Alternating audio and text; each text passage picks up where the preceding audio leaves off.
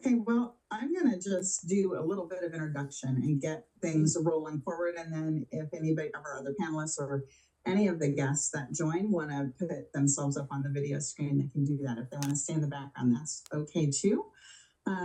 So I am Susie Langley, and I am the owner of Parakeeto Adventures and Travel, and I'm the founder of Wanderful Tanzania, the amazing company that does these really, really fun, really unique trips to Africa. And as is, I think, already evident, this is our first attempt at using any of this webinar technology. So not only am I a nervous wreck, but also we're not quite fine-tuned yet. So thank you all for being with us this first time out. Thanks for your patience. And so before we get started, those folks that are online, there's Selena. So those of you that are online, if you can use that chat area to communicate with us, that would be really great for us. We would love to know where you're from. And if you've got any questions, you can put questions in the chat panel too. Hopefully we'll get to some of those at the end. My friend Heather, who's with the other background behind her, she's going to be moderating those things, and hopefully we'll have time for questions at the end. If we don't get to answer your questions online during the webinar, because we have a 30-minute time limit, and then I will make sure I answer everybody later on. So I'm assuming that those of you who are tuning in have either been on safari and are curious about Wanderful Tanzania. Anchorage, Alaska. Thanks, Lisa. Wow, that's far away. People come to see you instead of going to Africa. Anyways, and just keep it coming. Keep everybody entering questions and where you're from in there. That'll be awesome. So let's see. I was saying, I assume everybody's on this webinar because they're either interested in a safari or maybe they've been on one before. And so you all are welcome. We just wanted to do this as a way to, keep talking about safaris. I wanted you to see the faces of some of the women that have gone on safari with me as well, because a lot of women want to go on safari, but they're not sure if it's something they can handle, or will I be comfortable? Will I be uncomfortable? Those kinds of questions. So I just think by getting people online and talking about it, I think is a really good first step. And I'm happy to field specific questions from anybody. And Kate's from Philly. Thanks, Kate. So anyway, again, I'm Susie Langley. I went on my first safari about 6 years ago, a little over 6 years ago. And it was kind of in the wake of my husband's passing. And I went there like on a healing journey, and it changed my life. When I came home from that trip, I knew I had been bitten hard by the safari bug. It's the most dangerous animal in Africa, by the way. And I knew that I had to get back as often as I could. So I formed this partnership with a couple of people down there, started Wanderful Tanzania, and now in 6 years, I've taken 130 people and counting on safari, and I have 7 more safaris lined up over the next 2 years. Most of them are open to enrollment. So if any of you watching this are interested in joining one of them, please reach out to me or give me your details, and I'll be happy to contact you as well. So luckily for me, you don't have to, and luckily for you, you don't have to listen to me the whole day. I've got Selena and Nancy, and I think Alicia's going to be joining us soon. And so I wanted to just introduce these guests and get them talking about their safari. So let's start with Nancy. Nancy, thank you so much for coming on this call with us. Nancy's a friend. She and I have trotted around the world more than once together. And she is a photographer, so I think she brings a unique perspective to going on a wildlife safari. So Nancy, I know you've been on more than one safari, so I just really want to leave this open-ended and turn it over to you to talk about what was so special about your Wanderful Tanzania safari. Thanks, Susie. Yeah, as you said, I had been on a safari before, and the experience with Susie's group through Wanderful Tanzania was very special. We did the safari coming out of COVID. It was a small group, which was very focused on what we wanted to do. It was very flexible. Susie had some amazing places for us to stay and visit, and some very unique experiences. One of the things that really stood out to me was, the ability to meet some of the people and to kind of connect in a way that's more than being a tourist. I mean, you can go anywhere you want to go and you can see what's there, but when you can connect with the people that live there and truly understand the culture, it's a very, very different experience. And that really was what I was looking for. And one of the things that really stood out to me, it's kind of interesting. One of my favorite places in Tanzania is the jewelry store, and I picked up some Tanzanite. And we went after that. That's Susie and I when we were having our cooking class after we had our wine class. But we had gone to visit one of the tribes, and we were going hunting. And my son is an attorney in Houston, and I was explaining this to him later. And he's just sitting there like awestruck. And he goes, "So you're telling me that as I'm sitting here at my desk, my 62-year-old mother is running through the jungle in Africa with pieces of big Tanzanite in her pocket, chasing wild animals." And I've got to say, that's probably one of the most unique experiences in my life. I mean, we literally met this tribe, and Susie and I, with the men, went hunting with them with, arrows. And they killed the food that they would feed their families with for the next few days. It was just, I mean, I can't even describe the incredible experience. It's just something so unique to that culture.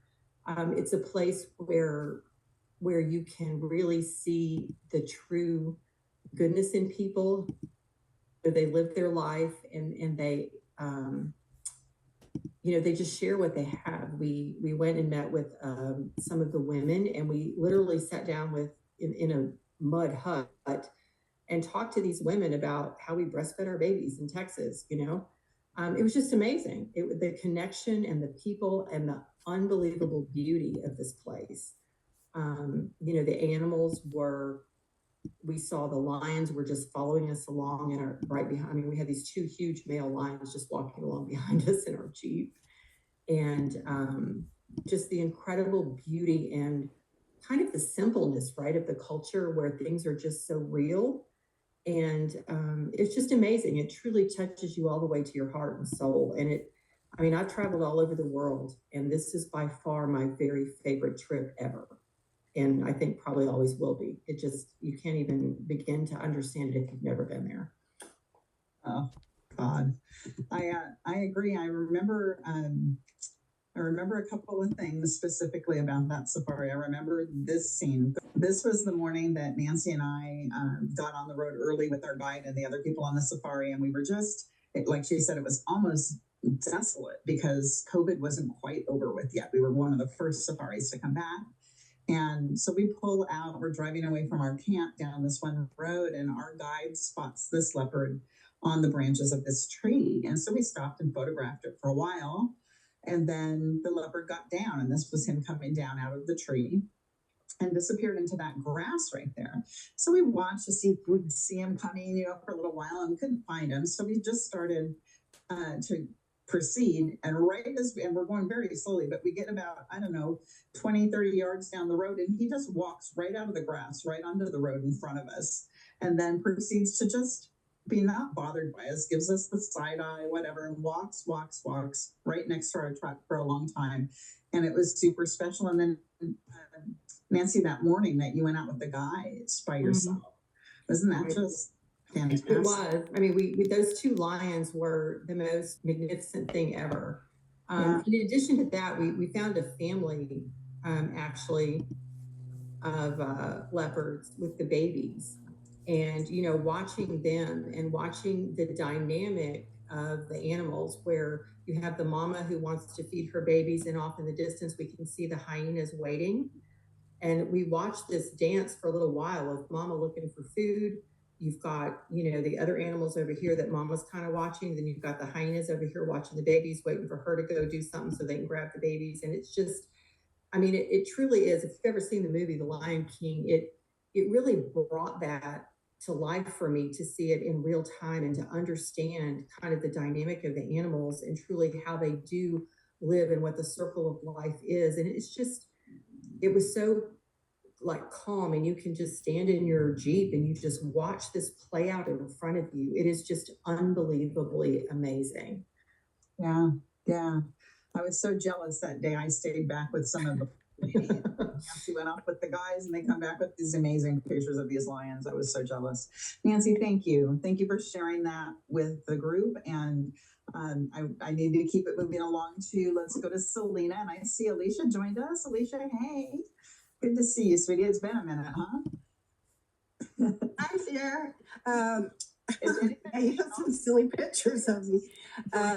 Please put some notes in the chat about where you're calling in from, and if you've got questions, pop them into the chat too. Hey, Selena. So, Selena, have you seen this picture before? No. That's not at all. Selena's a former neighbor of mine and a dear friend, and she and her husband joined me for the leap year safari in February of 2023. And Selena, unfortunately, this is when she was still full-bodied and healthy, but she fell at some point on our trip and injured her knee. But she was a rock star. She never made a peep. We had to help her like one time to get a long way to the bathroom or something, but she got in and out of safari trucks. She went ballooning. She did it all. So Selena, I've got some pictures that Heather will scroll through while you're talking, but I asked you ahead of time just to think of some of your favorite memories and share some of the stuff that happened on your safari that you'll never forget. Yeah, sure. I just want to go back a little bit. What really interested me in a safari was when my mom, 35 years ago, she was in her 60s and went to Africa with my sister and my brother-in-law, and they went through 3 countries. And at the time, they traveled very rustic on a truck where they had to actually set up their own tents. And so when they came back, the stories they had and the pictures and the people they met, it was beautiful. It was just, gosh, it was something I've always wanted to do. I've always been interested in African animals too. Yeah. So it was trying to persuade my husband in doing this because I've traveled in Mexico and we grew up in Mexico camping and doing, and I was never fearful. So trying to persuade, somebody who's never experiences that and going into definitely another foreign country was my goal. And with Susie's help, we did, get them excited about it. And this adventure was our lifetime. It was a lifetime adventure we will never forget. Just like Nancy had said, it was an experience that people ask me, and I can't even put it in words. As soon as we got off the airplane, the bush plane, and looked at the land, and as soon as we got in the trucks, and we were thinking, okay, we're gonna have to hunt for these animals, and no, we're just driving through flocks and herds, and immediately, and it was overwhelming. It was just like you couldn't, turn your head fast enough. So from the get-go, it was more than I ever expected, including him. And so it's like the camp was great because there again, I'm used to camping outdoors, and it was like this was glam camping. So yeah, and having the animals surrounding you, the camp, I was never scared. I was never scared. I don't know why. I just felt so at peace and safe. And the animals are, you respect their space, and they respect your space, So I was fearful of that. The camps were great. The rides every day were just fabulous. It just couldn't get enough of it. And then, but there was 2 points in the safari, and one was we went clear out in the center, and we had that lunch out there, and just looking around the land, and I just felt it was so spiritual. I felt so little. I mean, I just felt that like this little, insect in this vast land. And you just look how, life around you is bigger than you. Yeah. And so the next one was the balloon. And so one of the things I wanted to do is spread my mom's ashes and take her back. And so the balloon ride really meant a lot to me. And I wasn't sure I was going to be able to do that, but the whole experience, just the whole seeing how we got up there, just had no expectation of anything. and then asking our pilot if it was okay, and she said absolutely. So that was probably the most emotional today about it. It was one of the most emotional spiritual things I did. Oh, Selena, that's so great. That picture that's up is perfect. Rosa is the woman kind of in the middle with the green jacket on, and she's the only female pilot in Africa.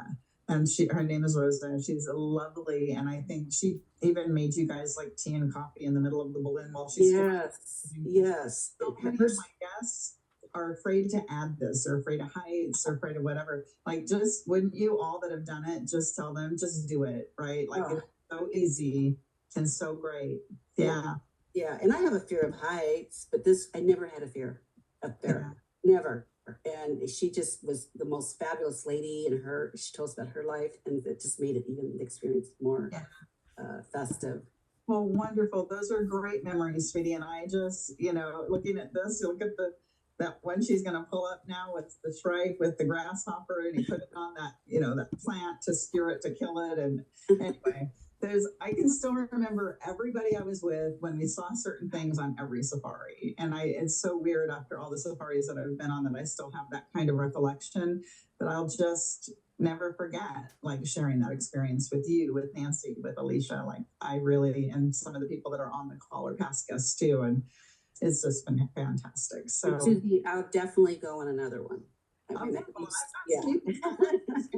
first we got it. She's coming with me to Croatia and Slovenia too. So we've got that coming up as well. So Selena, thank you so much. Hang in there. I'm going to get to Alicia. Alicia, sweetie, hi. Thanks for joining. Happy to be here. Alicia was on my second safari ever, way back in 2019. Yeah. I don't know that Alicia has seen all these pictures that I've put together. This will be fun.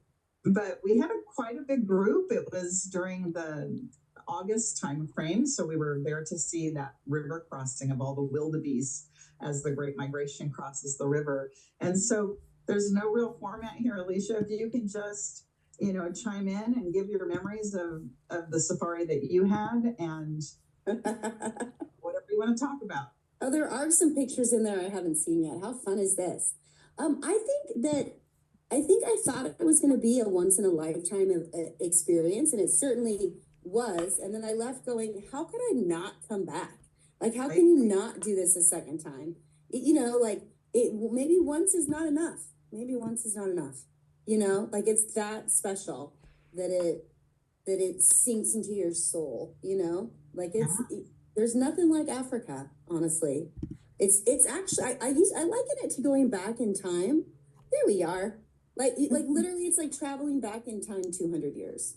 It's not like I've traveled a lot. I've been to a lot of countries. I've been to a lot of like third world countries and places without running water, but this wasn't like that. It was just like going back in time.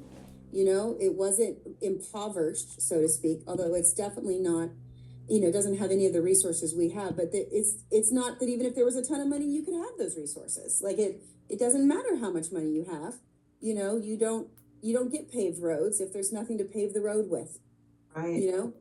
And so I always tell people it was the world, right? Like, it was great. They don't have those things doesn't mean they're not happy people, right? So. No, everybody's absolutely delightful, and it was such a neat experience, and every day was so different. We did all kinds of different things, from going to the school, like that was really special, and all the animals. I was also like taken back by getting to see all of these animals, which I've seen in a zoo, right? Like that's no, because you show up and they're all at the same place at the same time. Like they're intermingled, and we're so compartmentalized. I can never say that word. With zoos and things where you go and see animals, it's like, here's all the zebras together, and here's the giraffes together, and then you go and see one thing at a time. And here it literally is. I took a picture just like that. It's like it's flooding in to, with all of these experiences and all these different animals at the same time. So yeah, it's very hard to explain how incredible the experience is. Marvel too at you're in the Serengeti, it's 12,000 square miles or whatever, and you think there's only roads that go certain places and you have to stay on the roads. And so you're like, how are we ever going to find animals? Like they're going to be off in the world. You come around a corner in the road and there's another thing you've never seen in your life, right? And then you think, okay, I've seen it all. Every safari I do this. I think I've seen it all. Yeah. Around the corner, something I've never seen in my life. So I don't know. I don't know how we get so blessed, but the animals are very prolific. They're very, I don't know, large in number and variety. And this picture that's up is one of my favorite moments of you on safari. We were down visiting the Datoga women's tribe girls that have been. And I thought that that this little baby was gonna go home with Alicia because she wouldn't put her wouldn't put him down. And Nancy Nancy had a little baby girl in her arms at one point. I thought Lily was going to go home with you. Well, and they're so, they're so welcoming and friendly, and we brought little goodies and stuff, and I walked up and this little baby was like, hey, hold me. Okay. And then I just, carried her around the whole time with her cute little naked butt. And and her mom was super cool. I think it's like her 12th child or something. Like she was a real casual mom, She was like, and for the people that are watching that haven't been there, this is a farming family of the Datoga tribe. So they're indigenous people down in the Great Rift Valley. They raise cattle and crops and things like that. But it is a polygamous society. So the man who runs this family is like 94 years old now. He's got 10 wives and 50 kids and 100 and something grandkids. And they welcome you in, as Nancy was saying, they welcome you right into their like mud and dung, like little longhouses that they live in.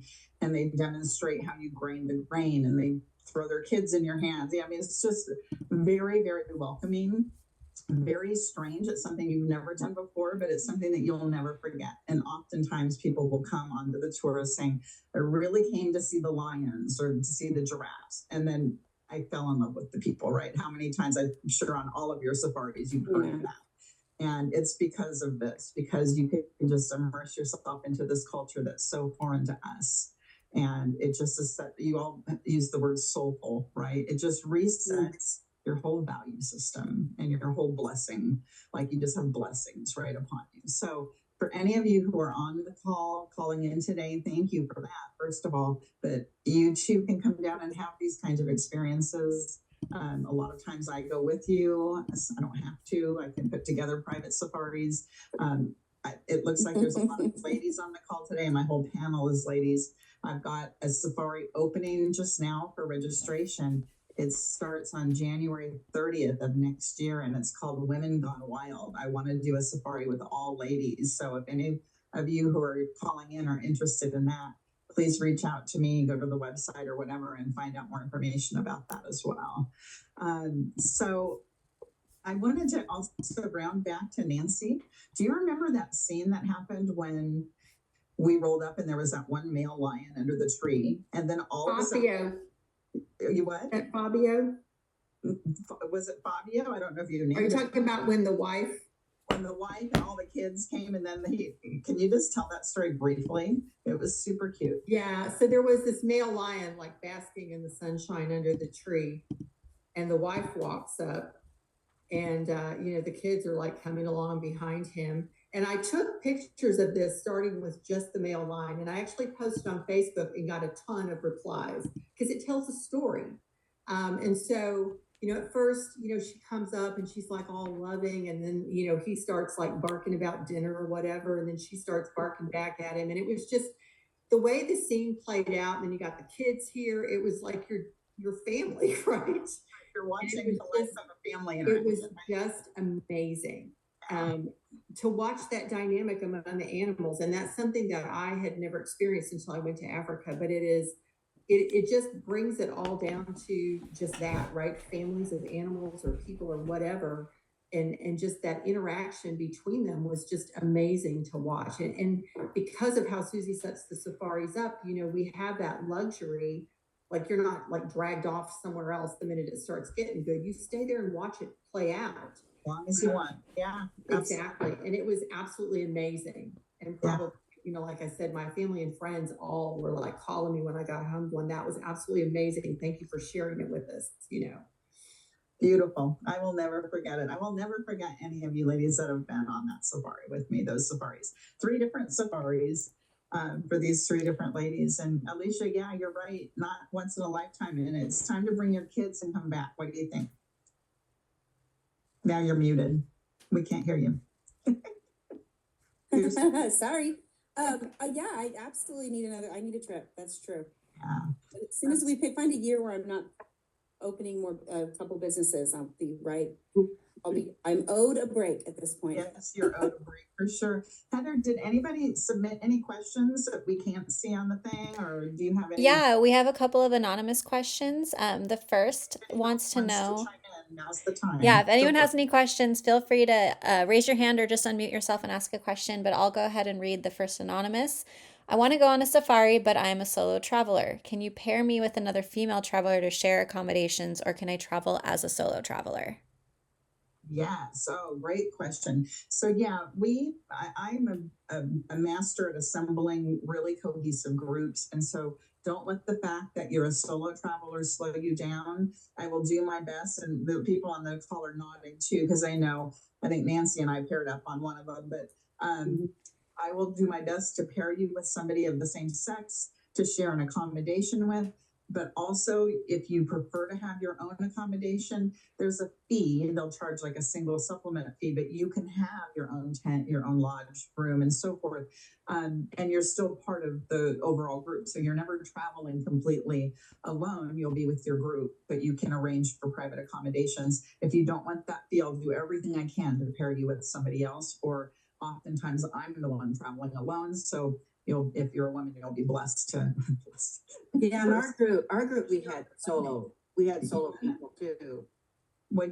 In our group we had solos, and it just, everybody was like a family. You don't feel solo. I mean, and Alicia's too. We have a bunch of ladies on that were all single girls, right? But it just worked so great. Yeah. It was so much fun. I found you through an acquaintance that we weren't really even friends or anything, and we came from the same area, but essentially I was a solo traveler, and you and I bunked together.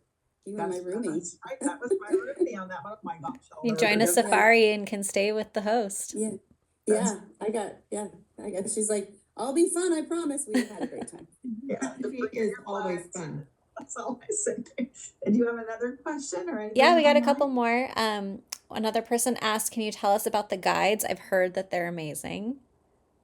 Oh, yeah. Well, I think I want to let some of the folks shaking their head talk about the guides. I'll just start it off by saying that we're really proud of our guides, and we handpick each one of them because a guide can make or break the experience that you have in Africa as far as safety goes, as far as understanding the animals, and as far as getting you where you need to be. And Nancy's saying, yes, from a photographer's point of view, if they understand photography, they can help position where the light's right, where the background's right, and so forth. But very proud of our guides. So Nancy, you want to start by just... Yeah, I mean, I will say that our guide was absolutely amazing. He was so knowledgeable. And as we approached each group of animals, or, he would set the stage for us as to what was going on. He could explain about the animals, the habits, the interactions between the different species of animals. And I will say our guide that we had when I went even delivered me to the airport the last day, and he did not leave until I was cleared through to get on the plane. I could still see him standing there watching to make sure I had everything I needed because I was by myself. Yeah. He was absolutely amazing. I have to knowledge and very much, taking care of us. And just, I guess what I enjoyed the most is that they were just so knowledgeable about, the environment, the animals, everything. Yeah. Selena, what were you going to say? I agree with you, Nancy. The knowledge they had, it was just extraordinary. And they are passionate about it. I mean, exactly. Very. Yeah, so it was just, I was really surprised about that. Mm-hmm. Isn't there like a guide school? Like they have to go to school for that, and they have to study for, I think it's years to graduate and actually they're like rangers or something. Yeah, just like that.